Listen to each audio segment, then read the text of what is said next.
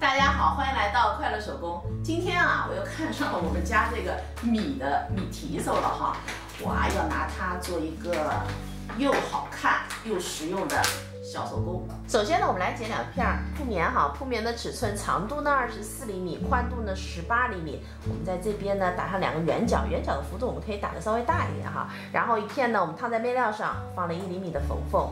这一片呢，我们就要用到我们的米提手了。我们把米的提手哈搁在中心线，把它对齐，然后下来呢5厘米的地方，我们把里面的轮廓呢给描下来，然后呢沿着画的线哈，我们把这块剪掉。烫在面料上边，我们呢需要放1厘米的缝缝。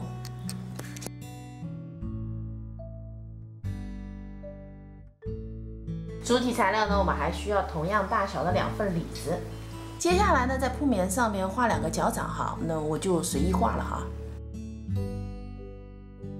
除了2个脚掌呢，我还剪2个小翅膀哈。现在啊，我们把材料正面呢和正面相对，然后整个车一圈，底部呢留个反口。车好后呢，用花边剪刀啊修剪1圈，再翻到正面。然后咱们做一根布条哈，把布条的一头呢塞进反口里，车1圈窄边。那小翅膀也要车1圈窄边的。接下来呢，我们把翅膀和爪子哈固定在这个有口子的主体材料上边，我们搁在底部搁2个，侧边呢搁2个翅膀，我们固定一下。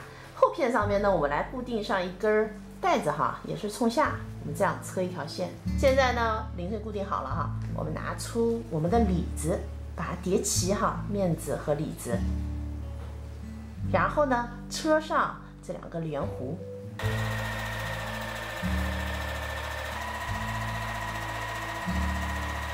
现在呢，我们把面子和面子叠，里子和里子叠哈。我们叠的时候呢，2份里子的这儿要对齐，然后我们把里子的这2个侧边车上，面子的这2边也车上。那里子面子呢是分开车的。车好后呢，把材料啊翻过来，然后我们翻到里子这面。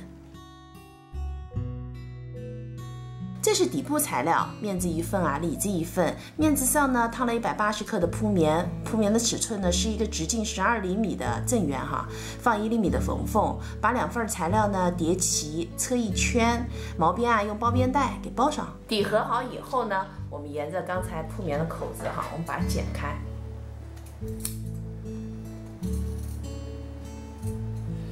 咱们这个米提手这个地方有几个小柱子哈，那定好位以后呢，我们这几个点啊，把它给剪开，也可以打孔哈，我图方便我就把它剪开了。那现在呢，我们把它装起来就可以了哈。